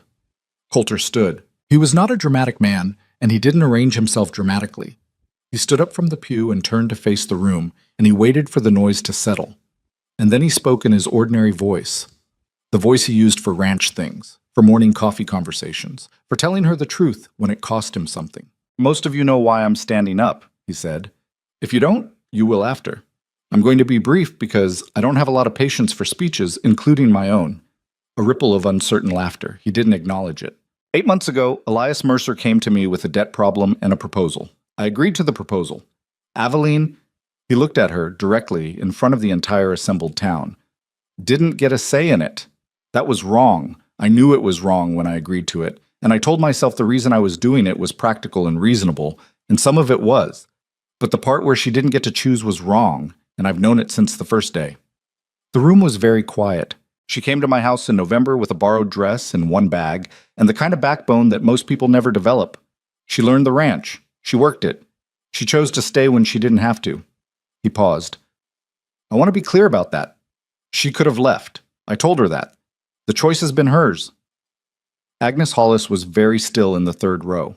What some people in this town have been saying, he said it without looking at Agnes, which Aveline thought was the more devastating choice, is that I bought myself a housekeeper, that what we have is a transaction, that she's working land that isn't hers for a man who owns her. Something moved across his face that Aveline had never seen there before, a controlled, precise anger, the kind that is more dangerous for being held in. I'm here to make that conversation irrelevant. He reached into his coat pocket and produced a folded document. This is a deed amendment filed with the county recorder's office on Thursday. It transfers the south quarter of the Hayes Ranch, 300 acres, including the house, the barn, the orchards, and all improvements on the property, into Aveline's name. Her name. Solely. Not both our names. Hers. He held it up briefly, then folded it and put it back. The filing is public record. Anyone who wants to verify it can go to the county office. The room was not silent now. It was that particular noise of 200 people recalibrating simultaneously. The collective intake and release of a community discovering that the story they've been telling is wrong. I'm not doing this because I was pressured to, he continued. I'm not doing it to impress anyone, and I don't expect a response from anybody in this room. I'm doing it because it's right, and because she has earned it, and because, whatever else is true about how we started, what I know now is that Aveline Hayes is the best partner I've ever had, and she doesn't belong to me. She belongs to herself. He sat down. The room held its breath for 1 full second. Then Aveline reached over, under the pew, and found his hand with hers, and held it. He didn't flinch. He turned his palm up and held her hand back, and his grip was firm and certain, the way he was firm and certain about things he'd decided, and they sat there in the pew in the church in Redstone Valley, hand in front of everyone who had ever made her into a story she didn't recognize, and she looked straight ahead and felt something settle in her chest that had been unsettled since November. Not the absence of difficulty, not the end of complexity, just the specific, real, solid weight of someone being on your side completely and without condition. It felt different than she'd expected, simpler and heavier, both at once. Afterward, in the churchyard, the social geometry of Redstone Valley rearranged itself. Some people came to them, Hector Mills first, who shook Coulter's hand with both of his, and then, unexpectedly, nodded to Aveline with a depth of respect that made her throat tighten. Clara Fossey came and said quietly, "Good for him. Good for both of you." Martin Fossey stood behind his wife and looked at Coulter with the expression of a man who has revised his estimate of another man significantly upward. Others didn't come. Agnes Hollis left the churchyard early in the controlled, unhurried way of a woman who had decided she was departing on her own terms rather than being seen to leave. Della Pryor followed. Mary and Cass stayed. Aveline saw her standing at the edge of the gathering with a complicated expression that was not quite approval and not quite guilt, but contained elements of both. Her father found her near the fence. Elias Mercer had aged since November. She'd noticed it each visit, but it struck her freshly now, in the morning light, with the context of what had just happened. He was a man who had made a decision that had cost his daughter something, and had been living with the interest on that cost ever since. He looked at her with the same eyes Dell had, dark, her eyes, all three of them, and he looked like a man who had a number of things to say and was not sure any of them were adequate. "Aveline," he said. "Papa." He looked past her at Coulter, who was 15 feet away talking to Hector Mills. "He's a good man," he said, low, just for her. "I know," she said. "I've known it for a while now." Elias looked back at her. He stopped. The word he was reaching for was visible on his face, and it was a hard one for him, had always been hard. Her father was a man of practicality and deflection, not confession. "I know, Papa," she said. She didn't make him say it, not because she was giving him a pass, but because she understood that some things between people are understood without being spoken, and that understanding was its own form of grace that didn't require language to be real. He pulled her into a hug, brief and tight, the way he had when she was small and something had frightened her. She let him. When she came back to Coulter's side, he looked at her face and didn't ask. He just stood beside her in the way he'd learned to stand beside her, by present, not encroaching, available without demanding. "Ready to go home?" he asked. "Yes," she said. They walked to the wagon together, and her mother called goodbye from the fence, and Dell waved from somewhere near the horse corral, and the town of Redstone Valley watched them go with the various complicated expressions of a community that has just been shown a version of itself it wasn't entirely prepared to recognize. She climbed up to the wagon seat. Coulter climbed up beside her. The gray moved out onto the main road and the town fell behind them, and the hills rose ahead, green and blue and layered back to the mountains, and the summer air came down off the high places smelling of pine and distance. She still had the deed in her coat pocket. He had handed it to her in the church before they stood to leave. Quietly, folded, the way you hand someone something that belongs to them. She could feel the weight of it. Paper, legal language, 300 acres with a house and a barn and 4 apple trees that were her trees in a way that nothing in her life had ever been hers. She didn't take it out. She just held it through the wool of her coat and felt it there. They were a mile out of town when she said, "You didn't tell me you were going to say that, about being the best partner you'd ever had." He kept his eyes on the road. "Relevant information. You could have told me ahead of time. If I told you ahead of time, you would have argued with me about whether it was appropriate to say in public." She considered that. He was right. That's calculating. It's efficient. She looked at the side of his face, the angles, the gray at the temples, the squint from the sun. The jaw tension that was, she noticed, slightly less pronounced than usual. A man who has done the thing he decided to do and found it was right. Coulter. I would have said the same about you." She kept her voice even. "If I had been the one standing up, I would have said the same thing." He was quiet for a moment. The wagon moved on the road, the gray's hooves steady in the summer dust. "I know," he said. She looked forward, at the road ahead, at the hills in the distance. "Good," she said, just making sure. He reached over without looking at her and covered her hand on the seat between them with his. His hand was rough from the work, warm from the summer sun. She turned her palm up the same way she had in the church pew, and he held it, and they rode the rest of the way home in a silence that was the best kind, the kind that doesn't need anything added to it. The ranch came over the ridge, the way it always did. The house, and the barn, and the corrals, the windmill turning slow in the afternoon heat, the apple trees 4 small green shapes along the south wall. It looked the same as it had every other time she'd come over that ridge. It looked completely different. She climbed down from the wagon before he had the horse stopped fully, and she stood in the yard for a moment with the summer heat on her face and the deed in her pocket and the sound of the ranch around her.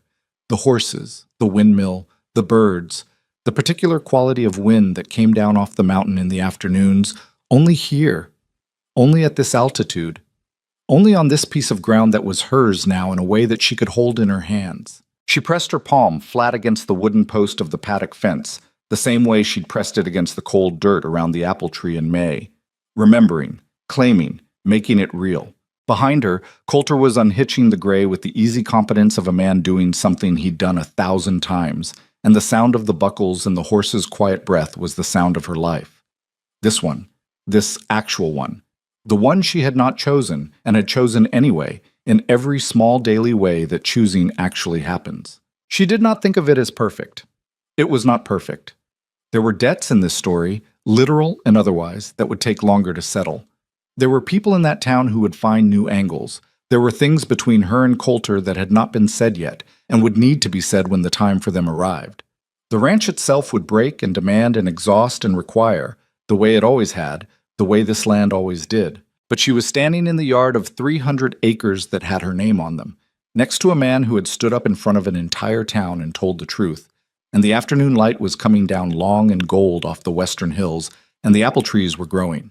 She let go of the fence post and went to help with the horse. The gossip didn't die overnight. Anyone who expected that, who imagined that one public declaration in a small church on a summer Sunday would silence 20 years of a town's accumulated habit of judgment, didn't understand how gossip actually worked. It didn't die. It retreated. It found smaller rooms to live in, quieter voices to carry it, until eventually it ran out of oxygen and became something else. History. The story of what had happened, rather than the story of what was happening. That process took the rest of the summer. Aveline watched it happen the way she watched most things, with attention, without hurry, without the particular exhausting vigilance of someone who needs a verdict. She went to the supply run the following week and the week after that, and she noticed the changes in how people met her eyes, the small recalibrations that a community makes when it has been shown that it was wrong. Martin Fosse had always been decent, but now he was openly friendly. Vera Lawton of the exceptional apple cake stopped her outside the dry goods to ask about the orchard with genuine curiosity. Old Hector Mills, every time he saw her, tipped his hat in a way that meant something. Others took longer. Some never came around entirely, and she made her peace with that because she was not operating under the illusion that a deed transfer and a church speech fixed everything that had been broken. Life was not a story where the problem resolved clean and everyone learned their lesson and went home better than they came. Real life was messier than that, more gradual, with holdouts and backsliders, and people who simply could not revise a position once they'd staked themselves to it. Agnes Hollis was one of those people. She didn't engage directly again. The frontal approach had failed at the social, and she was too intelligent to repeat it. But she was also not a woman capable of simply dropping something, so what she did instead was subtler, and in some ways more honest. She began treating Aveline with the specific courtesy reserved for people one has decided to acknowledge as legitimate without ever explicitly admitting one was wrong. It was not warmth, it was recognition. And from Agnes Hollis, Aveline had concluded recognition was probably the most that was available, and she accepted it for what it was. What she had not expected was Della Pryor. Della came to the ranch in August. She came alone, driving herself in the small Pryor family buggy, and she came on a Tuesday afternoon when she would have known Coulter was working the north pasture. Aveline saw the buggy from the kitchen window and stood there for a moment, drying her hands, working out what this visit was. She went to the door. Della looked different outside the context of Agnes's company. Smaller, somehow, and more uncertain, the wide, pleasant eyes less calculated and, more simply, anxious. She held a jar covered in cloth, and she held it with both hands. "I brought preserves," she said. "Plum. I heard you have an orchard starting, and I thought—" She stopped. "That's not why I came." "Come in," Aveline said. She put on coffee. Della sat at the kitchen table with the jar still in her hands, looking at the room with the expression of someone making note of what they'd expected versus what they found. "This is nice," Della said. "It's a working kitchen." Della set the jar down. "I thought it would be—" "I don't know what I thought." She looked at Aveline directly for what was possibly the first time in their acquaintance. "I came to apologize." Aveline poured the coffee, set a cup in front of Della, sat across from her. "For what specifically?" For listening to Agnes, for standing there that day at the social and not—" She pressed her lips together. "I didn't say anything to her. After. When you walked away. I should have." "Yes," Aveline said. "You should have." Della absorbed that without flinching, which elevated her slightly in Aveline's estimation. A person who comes to apologize and can't receive a straightforward acknowledgement that they were wrong hasn't actually come to apologize. They've come to feel better about themselves. Della stayed with it. I know, she said. I'm sorry. Aveline looked at her. Can I ask you something? Yes? Why now? It's been 2 months since Coulter spoke at the service. Why not then? Della was quiet for a moment, turning the coffee cup in her hands. Because then I was embarrassed. I was sitting there in that church and I was embarrassed for my part in it and I wanted it to go away. She looked up. It took me a while to realize that wanting it to go away wasn't the same as making it right. That was, Aveline thought, one of the more honest things anyone had said to her in a long time. All right, she said. Thank you for coming. Della stayed for an hour. They talked about the orchard, the apple varieties, the slow first-year growth, the expectation of fruit in 2 to 3 years, and about the ranch generally, and about Della's own garden, which had been failing for years due to a drainage problem she didn't know how to fix. Aveline told her about the south slope drainage she'd done in the spring and what had worked. It was not the beginning of a friendship exactly, but it was a conversation between two women who were seeing each other clearly, maybe for the first time, which was its own kind of thing. When Della left, Aveline stood in the yard watching the buggy go and thought about what it meant. Not just the apology, but the mechanism of it. The slow grinding work of a community correcting itself. It was not impressive as processes went. It was halting and partial and driven more by social pressure than genuine reckoning. But it was real, and it was happening, and she'd take real and imperfect over nothing at all. Elias Mercer came to the ranch for the first time in September. He came on a Saturday in the farm wagon with Ruth and Dell and what appeared to be most of a smoked ham. He stood in the yard looking at the property with the eyes of a man who had made a decision and was now seeing fully what that decision had led to. What his daughter had built in the space he'd handed her. Coulter met him in the yard. The two men shook hands. It was not a warm handshake. There was too much history between them for warmth to come easily. The particular weight of the debt cleared, the arrangement made. The daughter signed over in a way that still sat between them like an old injury that had healed imperfectly. But it was solid. Men who are fundamentally decent and have done something complicated to each other can sometimes manage solid when warmth is not yet available. Good property, Elias said. It does all right, Coulter said. Her father looked at the barn, the corrals, the garden, the 4 apple trees along the south wall. His gaze lingered on the trees. He knew she had planted them. Her mother had told him. She planned to put in an orchard at the home place, he said. It wasn't addressed to anyone in particular. When she was about 14, 15, drew up the whole thing, where each tree would go, what varieties. I know, Coulter said. She told me. Elias looked at him. She keeps a garden log, Coulter said. She's been tracking the growth measurements on each tree since they went in. Her father was quiet for a moment. Then he made a sound that was not quite a laugh and not quite a sigh. That's Aveline. Yes, Coulter said simply. It is. Something passed between them. Not forgiveness exactly. Not the kind that arrives with a clean sensation of release. More like an acknowledgement.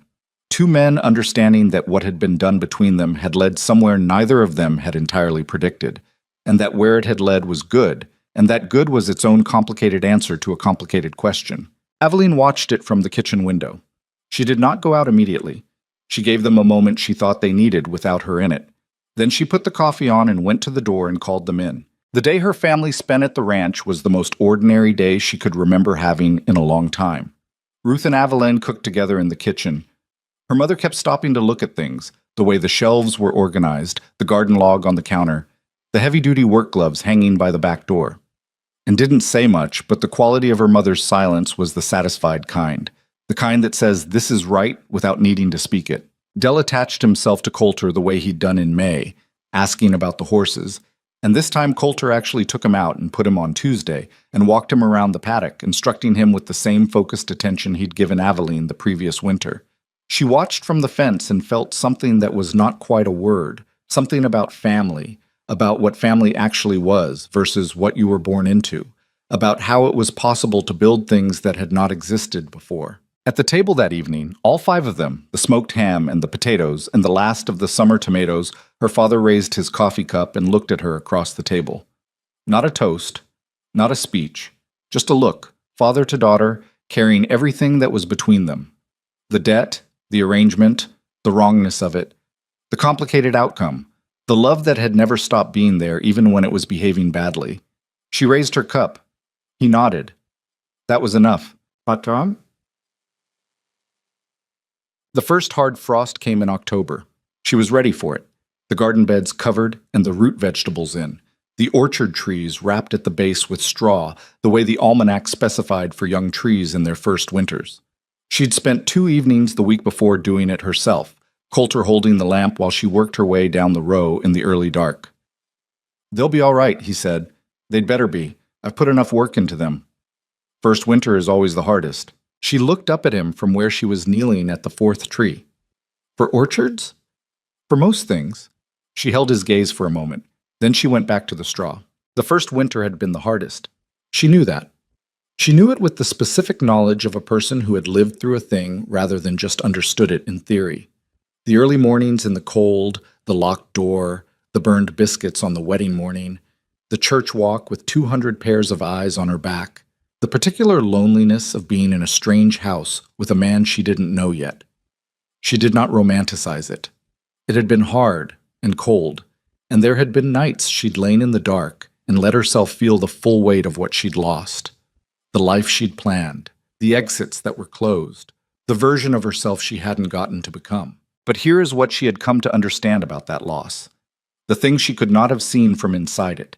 It had not been replaced by something lesser.